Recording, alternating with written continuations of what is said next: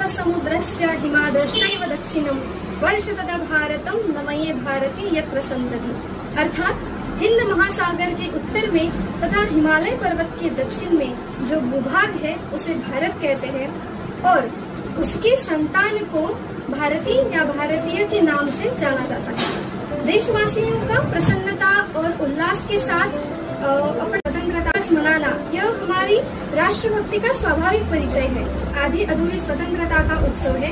भारत का आधे से अधिक भूगोल अभी विदेशियों एवं विधर्मियों के कब्जे में है। संकल्प करना चाहिए कि हम अपने देश को पुनः परम वैभवशाली अखंड भारतवर्ष के रूप में देखेंगे।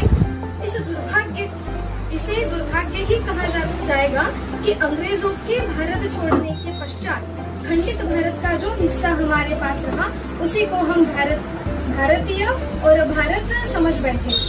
हमारे देश की सीमाएं पूर्व काल में हिंदू कुश पर्वत, जिसे हम आज अफगानिस्तान के नाम से जानते हैं, से लेकर इंडोनेशिया और तिब्बत के श्रीलंका तक थी।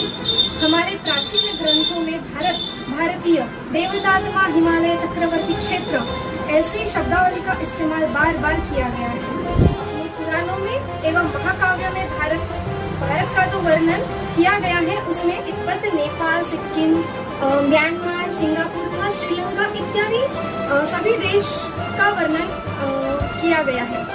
अंग्रेजों ने इसी सारे भूभाग पर अपने साम्राज्य का विस्तार किया था। अर्थात उस समय भी भारत अखंड ही था। धूर्त अंग्रेज शासकों ने इस भारत को कई बार टुकड़ों में बांटने का कुकृत्य किया है। भारत ये ऐसा एकमेव राष्ट्र है जिसे माता कहा जाता है। यह भारत माँ हमारे आस्था से जुड़ी है। हम इसकी गोद में जन्म लेकर खुद को धन्य और सौभाग्यशाली समझते हैं। तभी कहते हैं समुद्र वसने देवी पर्वत स्तन मंडले विष्णु पत्नी नमस्तुभ्यं पाद स्पर्शम शमस्व। अर्थात समुद्र में वास करने वाली देवी भारत माता, पर्वत मंडल जिसके पवित्र स्तन है, ऐसी विष्णु पत्नी माता को मैं अपने पांव लगा रहा हूँ, मुझे क्षमा करो।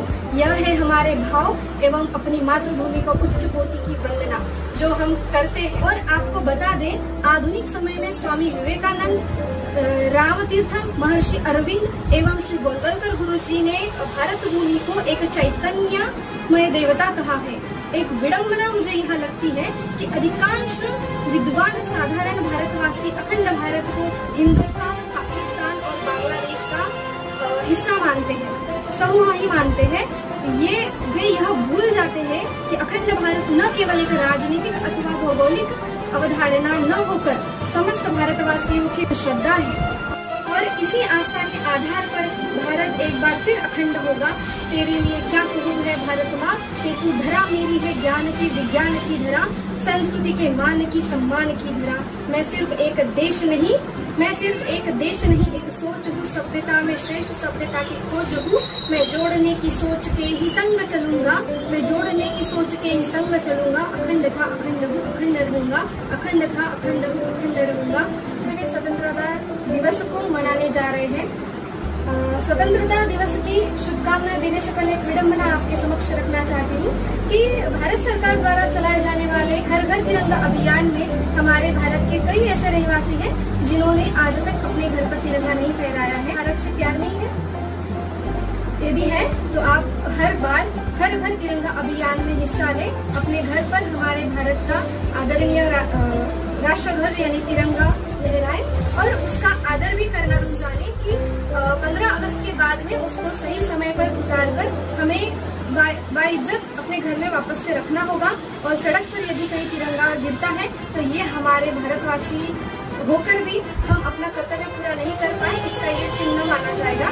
तो इसी के साथ आप सभी भारतवासियों को, हिंदुस्तान वासियों को स्वतंत्रता दिवस की हार्दिक शुभकामनाएं। और आप सभी हमारे परम आदरणीय तिरंगा एवं ध्वज का हमेशा सम्मान करें, यही मैं आपको इस माध्यम से कहना चाहूंगी। गौ माता की जय, भारत माता की जय, वंदे मातरम, जय श्री राम।